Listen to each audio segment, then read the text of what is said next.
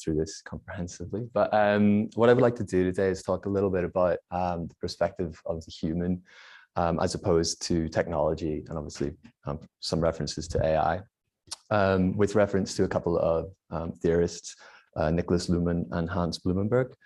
So there are a few different things that unite these two old German men. Both of them lived through the Second World War as young men. Both were highly critical of the kinds of thinking that they felt at that time produced the kind of basis for fascist political theology. So the kind of theory of decisionism, of political control over all of society, which they both felt arose in part due to a failure to properly understand and adapt to the changing relationship of humans with increasingly complex societies. So although this work is quite old at this point, I do think it still has some points that are quite useful, at least for me, in terms of thinking through what law is doing and society more generally in relation to new kinds of AI.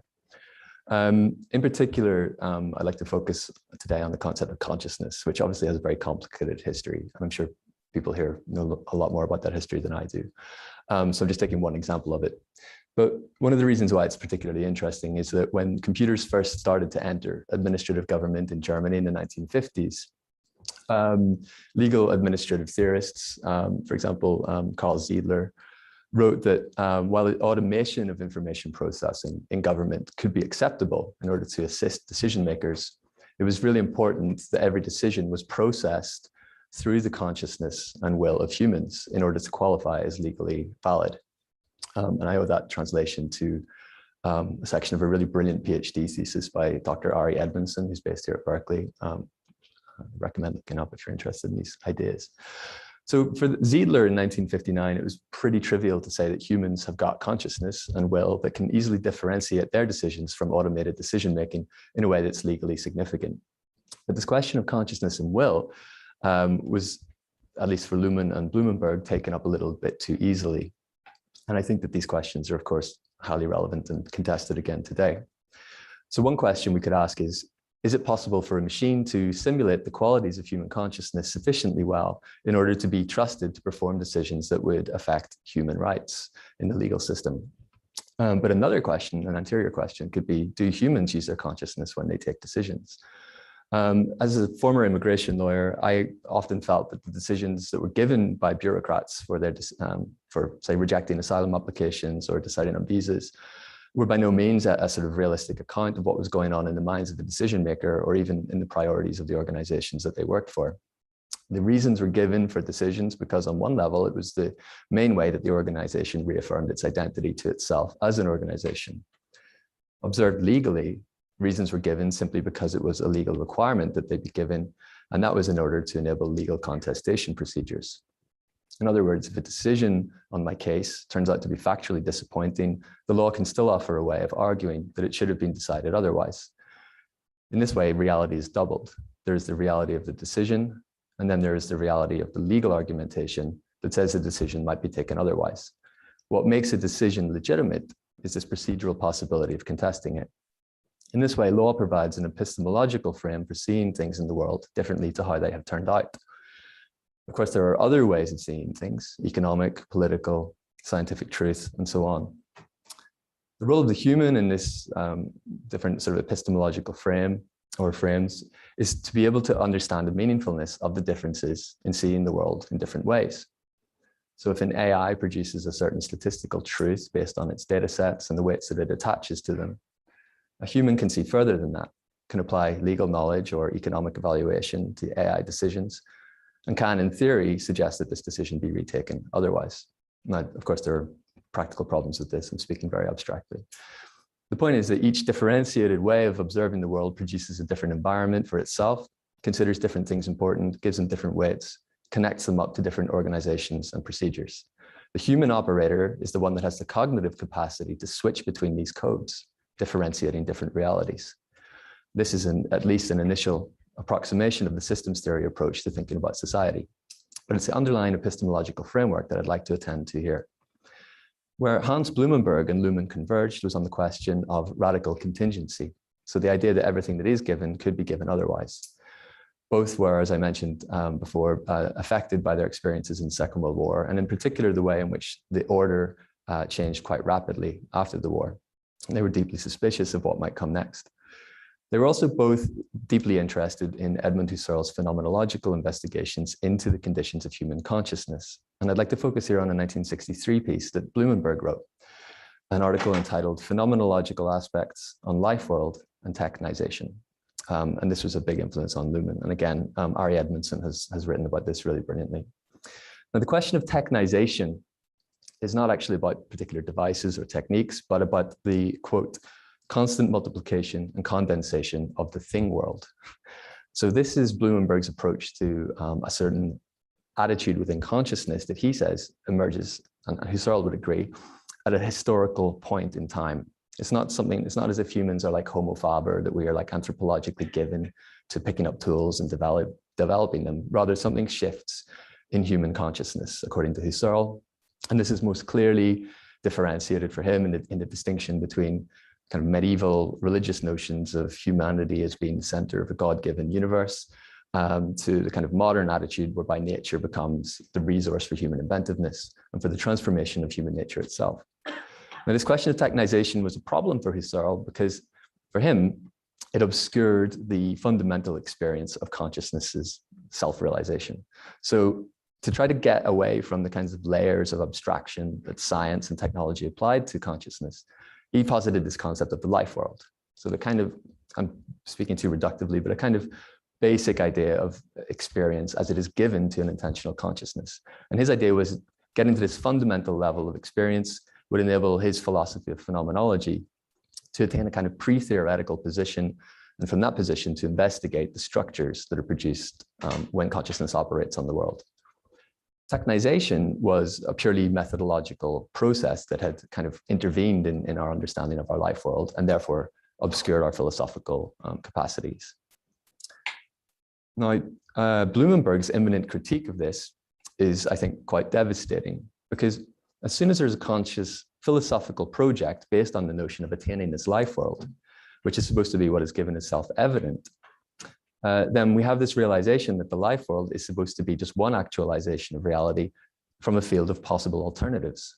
The life world, as posited by Husserl as the basis and horizon of other possibilities, functions as a device to prevent consciousness from becoming aware of other possibilities. The paradox is that every discovery of a basic life world is at the same time the concealment of all other possible worlds, which Husserl did accept could exist. So all experience is just an actualization of an infinite horizon of possible actualizations. Husserl's criticism of technization as a mode of thinking rests on the idea that scientific abstraction overdetermines the appearance of the life world. But the very act of making this life world the object of his description destroys its obviousness. It turns it into a technical project, according to Blumenberg.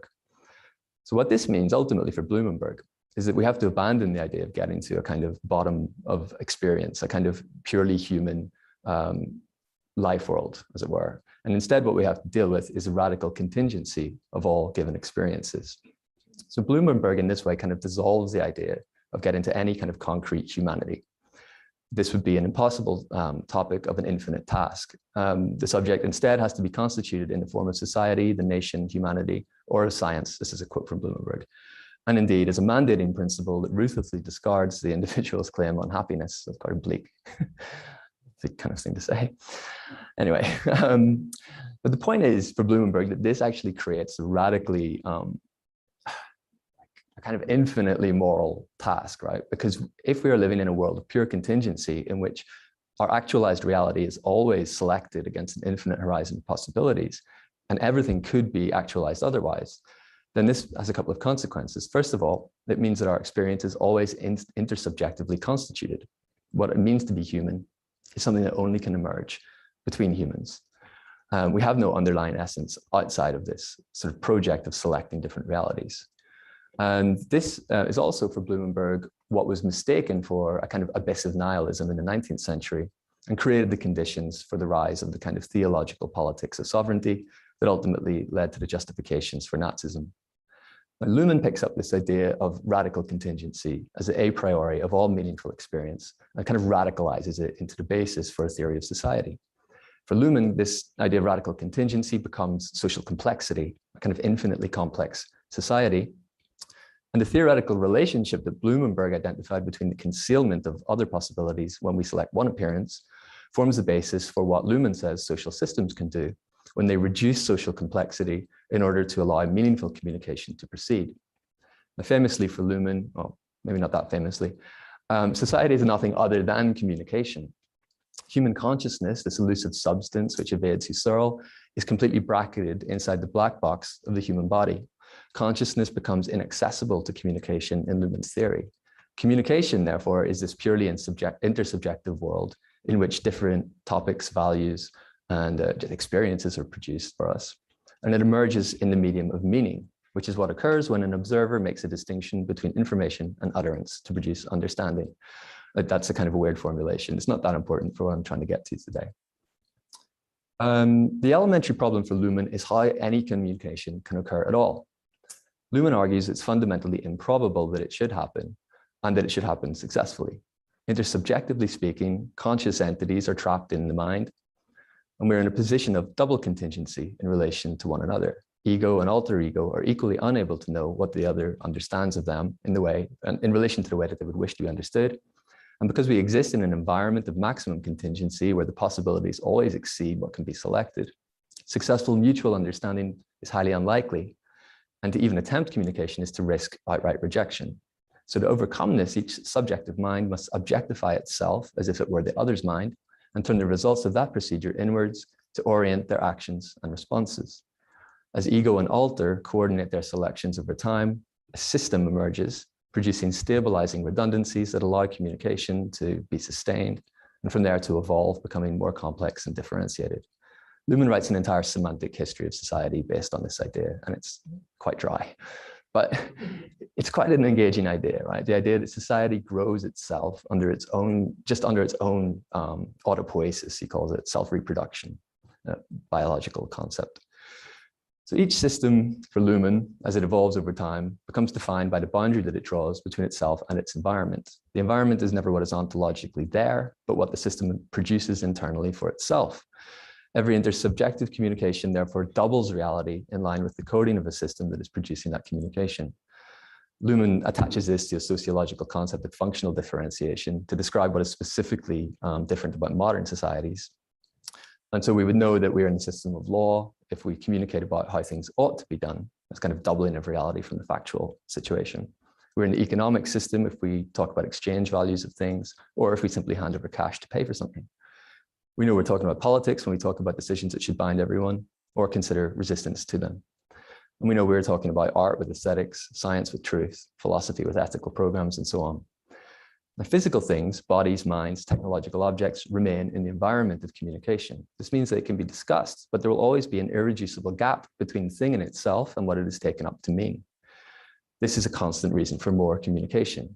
So the human subject of contract law is radically different to the subject of human rights law, and neither of these are particularly stable over time. The legal status of different subjects is constantly contested, both in the application to an individual case and in relation to the programming of the law itself. And jurists are quite used to this contingency. We all know that what is legal one day might become illegal tomorrow, provided the correct procedures are followed. Proceduralization is a way of dealing with the radical contingency of modern society. And of course, this is where procedures can actually give rise to what Luhmann would call de-differentiation. So the US Supreme Court at the minute is basically, I would say, largely delegitimized because its procedures have become determined so clearly by politics, leading to political decisions. Now, Luhmann's overall idea then switches away from subject-object models of society to system-environment-based models. There's a lot more that can be said about it. But in this abstract framework, I would argue that we should not be very surprised by the recent widely reported incident involving Google's Lambda system, the large language model that was apparently talking to an employee called Blake Lemoine. Now, Luhmann has been placed on administrative leave after going public with his belief that the large language model is conscious and has a soul. Google stepped in at the point at which he hired a lawyer to advocate for its constitutional rights. Now, Lambda is obviously not conscious in the way that humans or any other mammals are, and it doesn't have a soul. It should not require any legal personhood either. But it probably can participate in communication and therefore alter social communication, like alter society. That is, if an observer observes that surprising information is emerging from the system. Luhmann asked questions about Lambda as if it were a conscious subject, and it was programmed in a way to respond to what it imagines, if I can use that metaphor, what the ego might expect or want to receive back. So it is an artificial participant in a situation of double contingency, contributing to the development of a complex interaction system based on its programming. But chatbots are only one application of the Lambda model. These systems, and I'm speaking without any expertise here, but as I understand it, the large language model can also work in image synthesis, robotic control, and other applications. Generally, we could say it is aimed at producing models that can simulate the cognitive work that the human does in relation to switching between different social systems, taking inputs from one medium or one domain of knowledge and converting them to another. This is precisely what humans do, according to systems theory. We act as cognitive coupling points between information, utterance, and understanding, actualizing different realities in relation to what has gone on before. The temptation then might be to assume that once a model like Lambda can accurately simulate the cognitive performance of a human agent to a sufficiently convincing level, at least to an outside observer, the AI somehow enters society and takes on the roles that are currently reserved for humans. However, I don't want to stress here that this is not what I think. I think this is definitely flattening things out way too much, and it's a bad reading of the theory. And I completely agree with the points that Thomas was making on this as well. But I would say it's because contingency re-enters the picture. Luhmann's idea is not really a smooth world of social system, but social systems that sustain themselves easily, but a fragile world of contingency and risk. So causality is always the attribution of connection events, and even this will always be subject to doubt. So I'll probably just leave it there. But what I would just basically say is that as a source of research, I would endorse of what's been said before, because the point is that when these systems enter into communication and are assigned different tasks, the contingency of what they're deciding is the thing that radically disrupts our existing norms and stabilized programs. And so the sites of research, I think again, I agree with what has been said already today, is going to be at the level of organizational responses rather than overarching legal programmatics. Okay, I'll stop.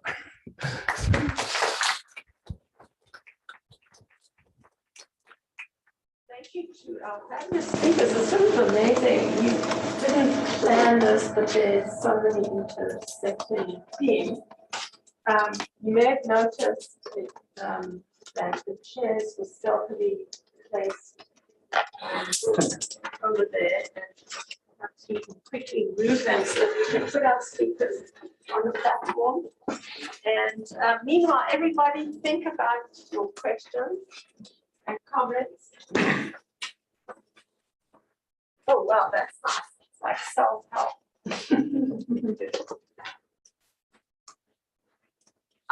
I'll monitor the hand raisers. Crap. If you have specific questions for specific speakers, that's great. General, great. Okay, so I don't know your name. What's that? Tony is the name if you don't. Yeah, I'll write that down. Okay, Carl. Thanks, Helen, and thanks to three wonderful presenters. A really fantastic way to start this event. Thanks. Hopefully everyone can hear me. So the thing that I was thinking about as I heard all three papers was the central importance of limits and limitations for humans. And it occurred to me that the papers were processing the kind of how we orient ourselves in relation to those limits in different ways. And sometimes I felt, so in Bernard's paper, this sort of the power of an explanatory framework that handles the question of human limits, very glibly or very easily, and says, yeah, there are other things that can do what humans do within this kind of systemic approach. And so we should perhaps drop some of these sort of hard criteria, whereas in other settings, limits were tremendously important. In Tom's paper, I was thinking about the limits of the designer. We have this fantasy of handing over design to this human agent who can, engineer this new system. But actually, one key message I think from Tom's paper is that designers are extremely limited in their agency precisely because of kind of systemic and second order effects and contextual effects. And then Chania talking about the sort of working with that limit constructively in order to think about better outcomes. So I'm just wondering how important is this theme of limitations of humanity to how we're going to, how you all three are looking at your next research steps? Great. Let me just give a few pointers. We have the discussion can go until approximately 11, since we started a bit late. If things are very active, maybe we'll push everything a little later into the lunch. And then after that, there's a very quick break for coffee. I think there's still coffee and goodies outside. And then, the other thing is that not everybody has to answer every question. I don't feel an obligation. Okay, that's it. Thanks. Do you want to? Anybody? Yeah. Thanks. Yeah. So thanks for the question. Yeah, I agree that the notion of limit is absolutely central to what I was describing, and I also agree. I think what all three of us were describing. I guess from my point of view, one of the things that falls out, because what I was trying to do in the paper that talk was based on was really articulate what a productive theory of politics would be in the face of arbitrarily capable AI systems. And for me, and I think the framing of double contingency is actually very relevant here, although that's not the language I was using. I'll just say very briefly that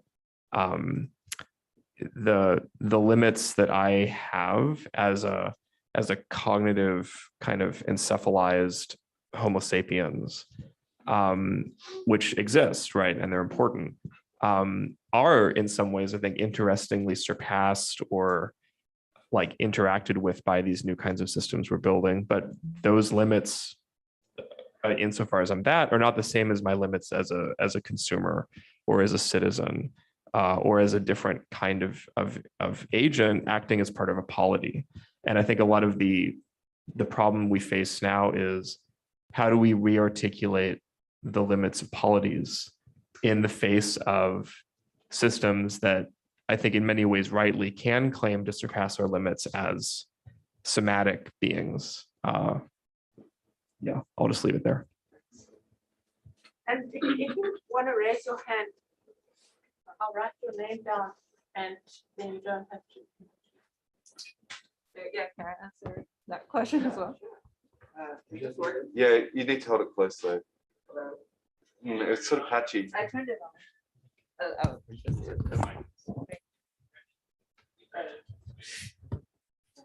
Hello, hello, hello, hello. Yeah, thank you for the question. I really love that question. I think I want to highlight, I think in my work, and I think I speak for a lot of designers and people who build AI algorithms and systems, I think it's very important to have a productive definition of limitations. And that is really difficult. And I used writing like email smart compose as an example at the end of my talk, because I think that really shows how difficult it is to articulate how a system is limited. It's easy to say, oh, look, these systems, automated people's thinking process in writing, they took away humanity, but those I don't think are particularly helpful in solving the problem, in that it doesn't tell me what I can do to fix it. Well, as all these, I think a tricky part of AI's limitations is that they are all contextual. They're all dependent on like that personalization over time, and then the specific writing context immediately above and after you, and then from people who are similar to you. I think a lot of the work itself is to articulate that workable definition of harm. Birkbeck and NLP had this very elegant framing saying the biggest problem in NLP, in fixing NLP's biases problem, is the failure of imagination, and we cannot even articulate how it's failing, for whom, in what context. And I think that's to your question, like that's a big question that we think about in our work. It's like, yeah, I understand there are a lot of problems there, but like, what can we do? Thank you.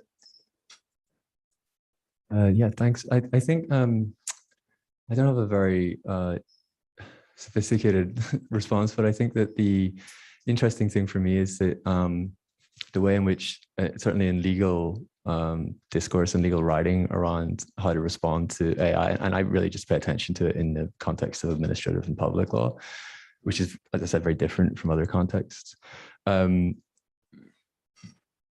Doctrinal scholarship is very much reaching into its own resources and trying to imagine what they might look like differently.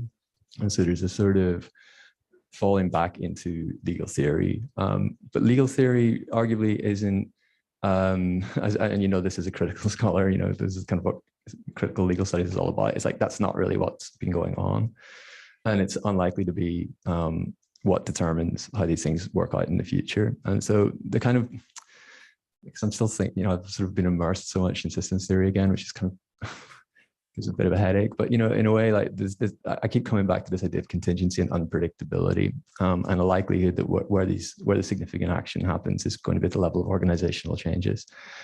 And because of that, the responses to it, according to sort of legal programmatics, may not really be that important. You know, it's much more, I mean, we already see multiple examples where the way that AI systems are being deployed to perform what looks like a kind of legally valid decision is being radically contested because it's understood very well to be a disguised political decision or a kind of really brutal economic decision to just do away with people's jobs or livelihoods.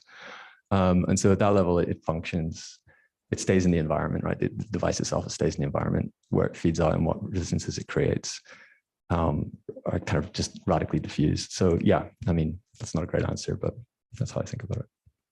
Great, thanks. I think we'll take 2 questions and then throw it back to the panel.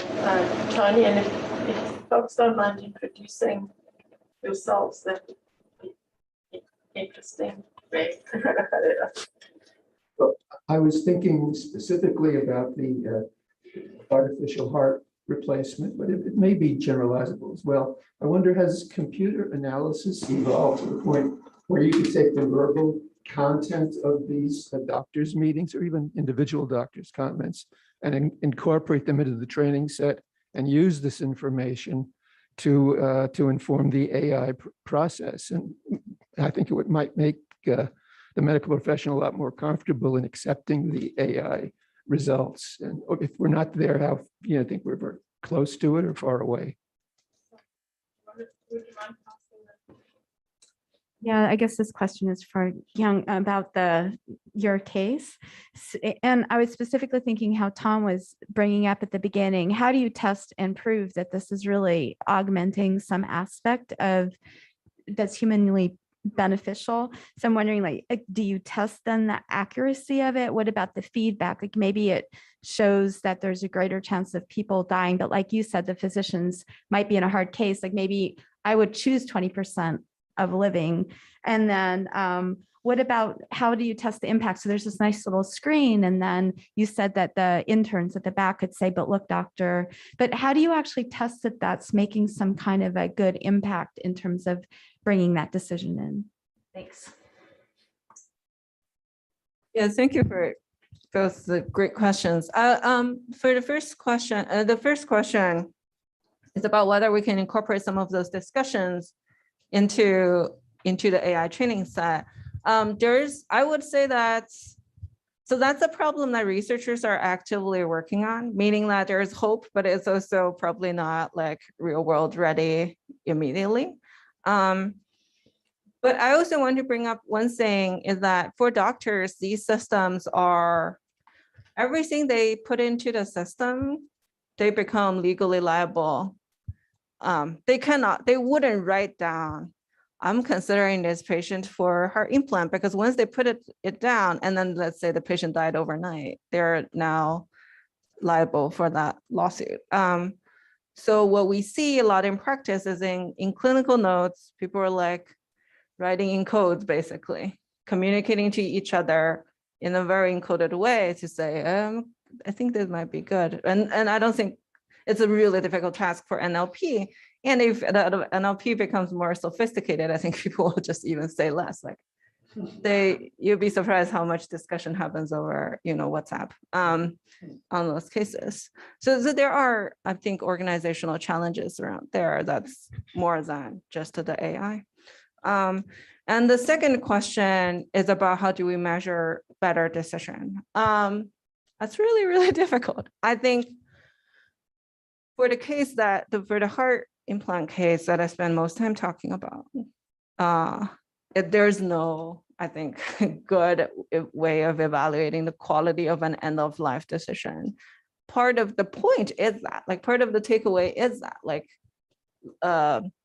mortality maybe is not the best outcome. People don't necessarily want to go through 2 open heart surgeries and, spend a lot of money on and compromise their quality of life for that extra 6 months of life, let's say. So part of the complexity is there is no good decision. So in that project, we really used deliberation as a proxy for success, meaning we assume the more you've thought about this, the more comprehensively you have thought about this, the better the decision is.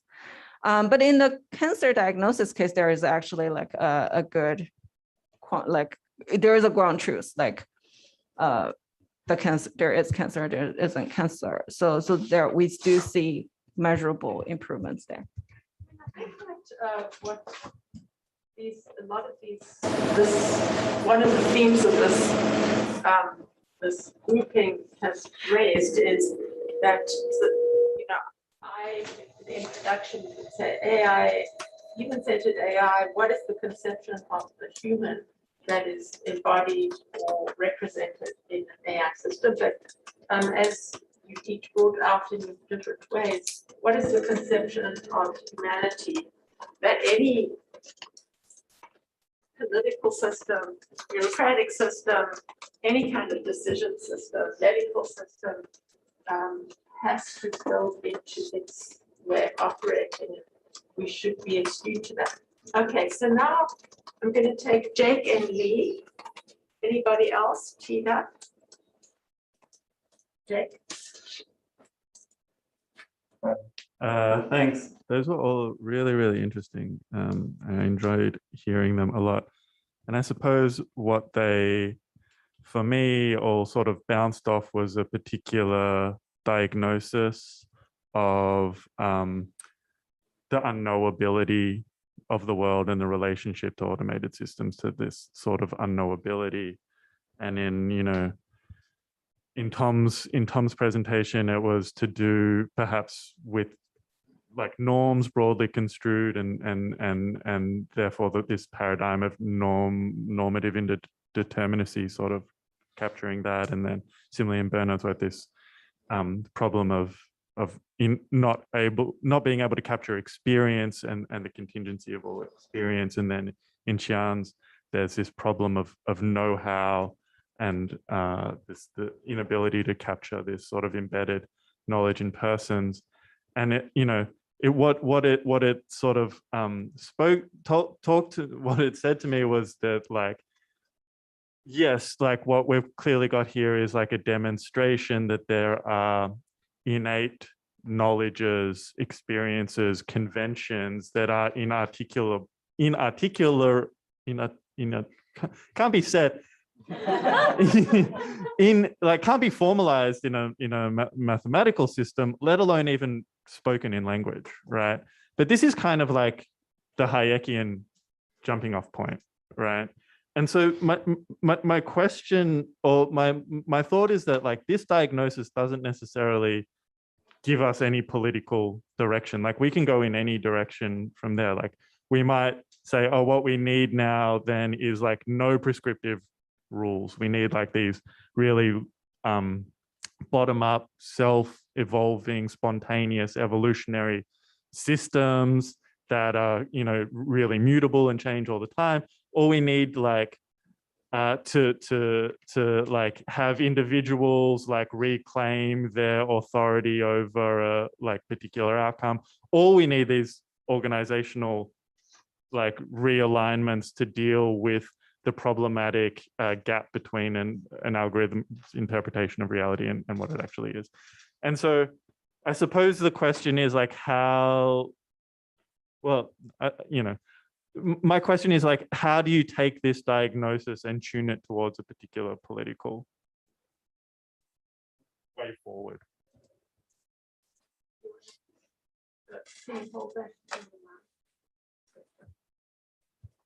I feel like I have a less sophisticated version of Jake's question, so maybe I'll just let them talk. Do it. Synthesize, please. I think Well- some of us need the less sophisticated. Okay. Well, so I mean, these are all great.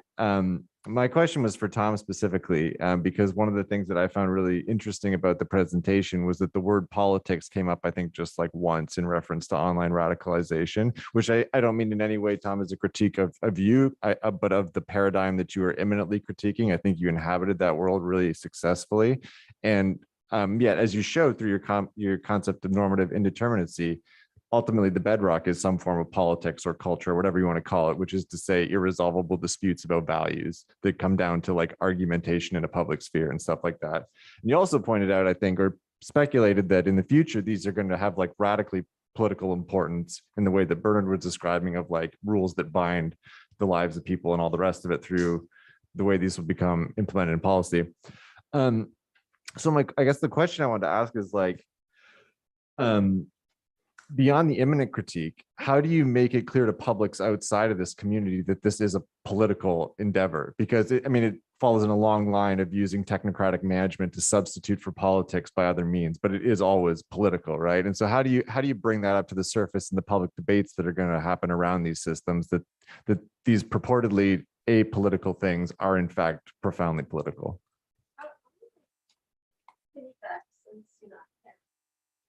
On these questions a little bit to Tom as well, and I think it's a similar question. When you take your the two examples that I've heard you mention before, as if they're sort of representing something similar, but they feel to me quite different in a sense. The case of the vote, that sort of gets into this weird cycle. It's being very literal in how it's interpreting what it's supposed to do versus the case of the autonomous vehicle systems that are going to walk what maybe the unarticulated conception of public roads was to kind of privatize those roads in the country. These feel very, very different. Like they feel very different. The one seems like a stupid mistake, and the other one you could say is like a stealth but almost intended consequence of the two things. And I think some of it is due to sort of politics that isn't expressed. Anyway, I don't know if you had time for one more question. There will be time for one more question, but at the moment I'm going to turn this because I've also now really overly burdened this whole question. We own the mic. Thank you. Right. So I guess a few of these were directed at me. Yeah, I think it comes down to for me, a lot of these questions are practical about sort of like how I also carry myself in the AI research community. So like I can talk analytically or abstractly about my theorization of this stuff, but yeah, like what does the imminent critique add up to? Well, the answer is I'm still figuring that out. There are a few things. One of it is actively organizing the next generation of AI theorists, grad students, what have you, to basically like encourage them,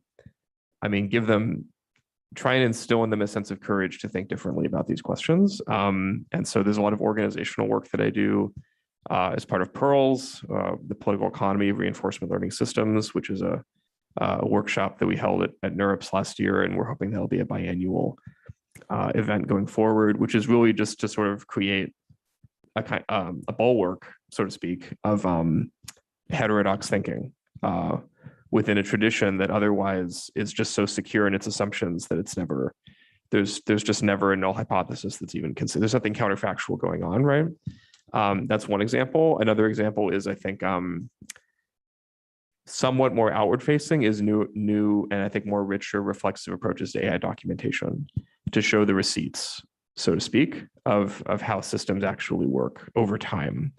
And so my work on reward reports, which Helen is familiar with, is basically an attempt to document not just the data and not just the model, but also like what is the system's like optimizing for, like why is it doing what it's doing, and how does that like subvert whatever the domain was before its operation. And those are distinct projects, because really all my talk was trying to show was like, well, what really are the decision points throughout an AI pipeline, the distinct ones, where politics is at stake, where politics happens, where this indeterminacy can get papered over. And regarding Helen's question as well, with like the boat example, it's very contrived, it's very cartoonish, but it's really not so different actually than what Jian was talking about with like if the optimal solution is to give a single patient like 3 heart transplants over like 6 months because of just the way they've structured the data cluster or the way the hospital understands its like budget or something like that.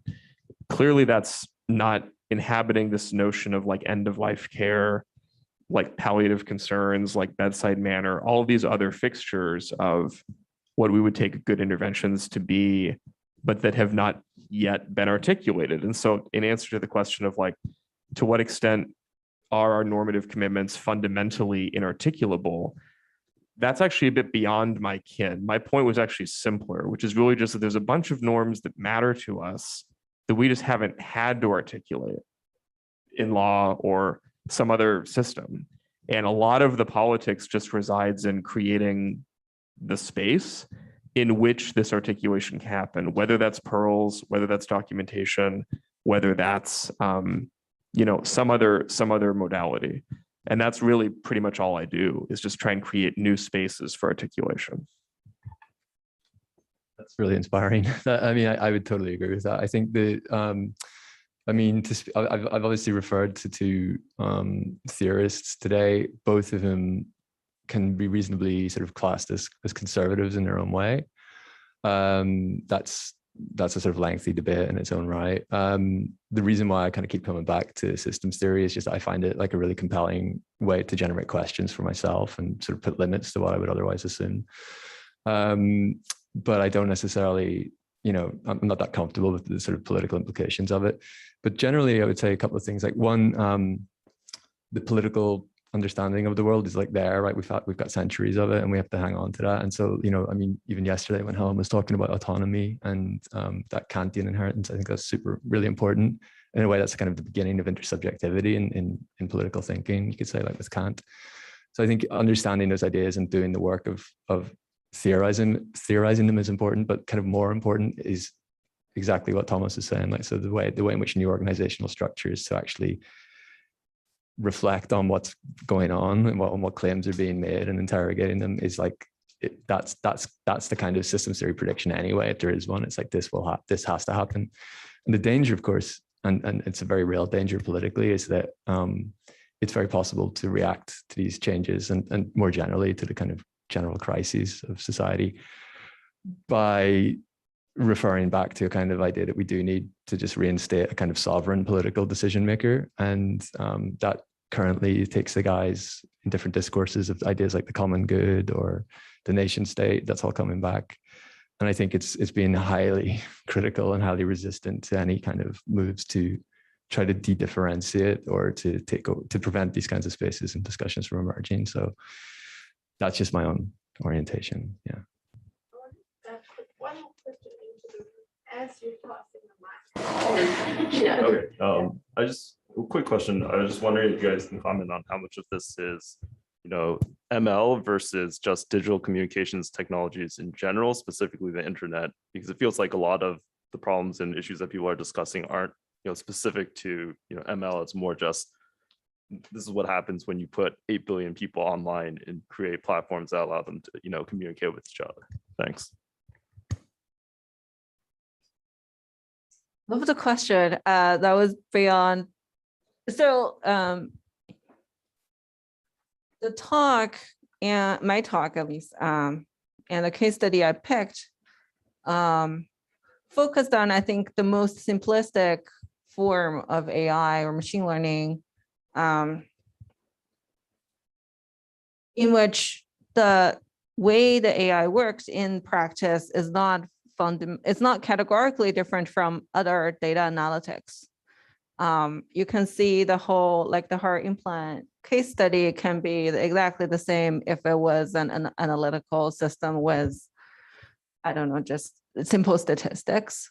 But there are, I think, machine learning problems that are unique. And I actually have written a paper called Whether, When, and Why Human AI in Action is particularly difficult to design, and just to articulate that.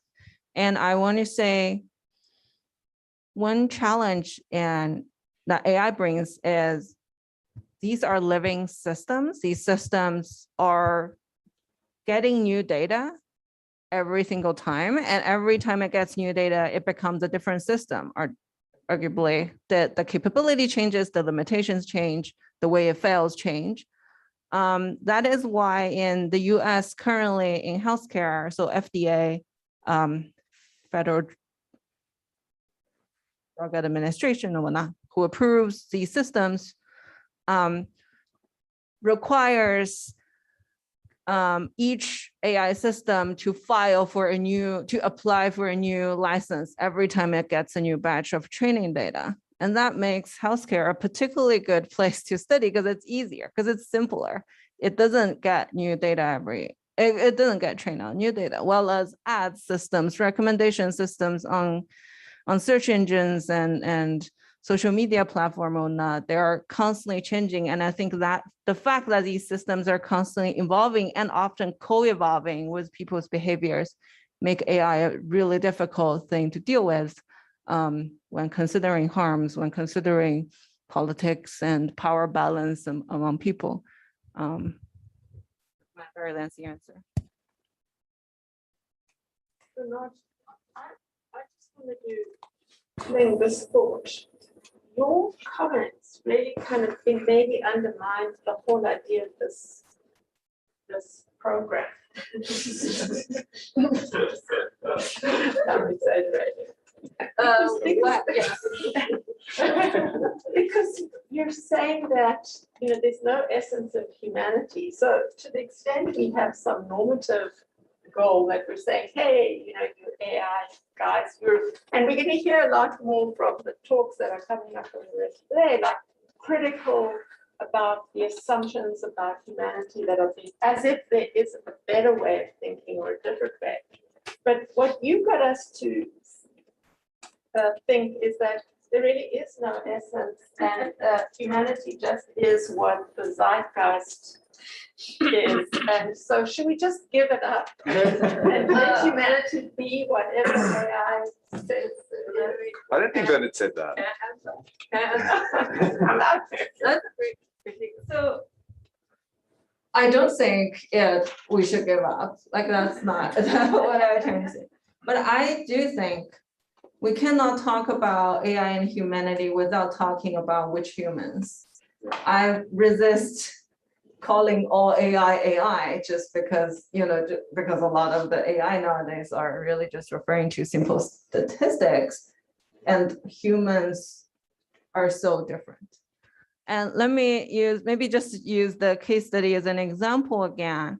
When these AI systems are not learning from new data, the humanity in the system is just what's already captured in the electronic health record or whatever other data that's there. So there is a finite set of data that are representing humanity and then the AI is just processing and like sort of getting new insights or ways of looking at that representation. But whenever it's taking new data, the nature of that representation changes. For example, if we actually bring doctors' discussion texts, transcriptions into the data, then the AI represents the doctor's discussion and patient's health record and whatnot. So it becomes a constantly changing thing. So I look at AI and humanity, I think probably just one level more nuanced or lower level than some other discussions, or at least like the theoretical discussions, I think sort of requires us by nature, we look at this at one level higher, but it's just looking at it at a different level, I think. I'm gonna let Bernard defend himself a while. And we're gonna go for tea. And I think the idea will be that we'll push and have lunch start a little bit later also, so everything still stays within the time frame. Yeah, thank you, Helen. I guess I'm glad that provocation came across. Yeah, and it's funny, John, that you said that, because one of Luhmann's famous little quips is like, when he's asked about what does man do, or what does a human do, he always says which one, so that's exactly the response that you gave, which is funny. But I think that there's a couple of points. One is that I think it's not, not to get too romantic about it, but this idea that that society is a sort of fragile achievement, I think matters a lot. And I think that that there is ways of expressing love, that there are ways of making art, that there are ways of being different in the world and constantly becoming different in the world. We can, in a very sort of postmodern way, there's various theories about this, but that can be something that in itself is like meta-normative, to use that kind of loaded term. So that's one response. And then of course the flip side is just to draw attention to the danger that an assertion of a strong human essence usually brings with it, which I think is usually a threat to other ways of existing, other modalities of being. And it's just to reiterate that we do have the critical resources already in society, and that AI, is it the internet? Yeah, it's maybe not that important, because it is about society's responses to these things. But it's just always, I think the point I wanted to deliver was just to say this problem of contingency will always recur. And yeah, that's where I'd stop. Thank you very much to our speakers.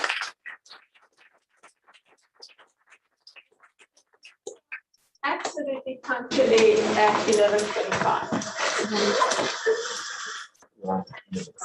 Yeah, so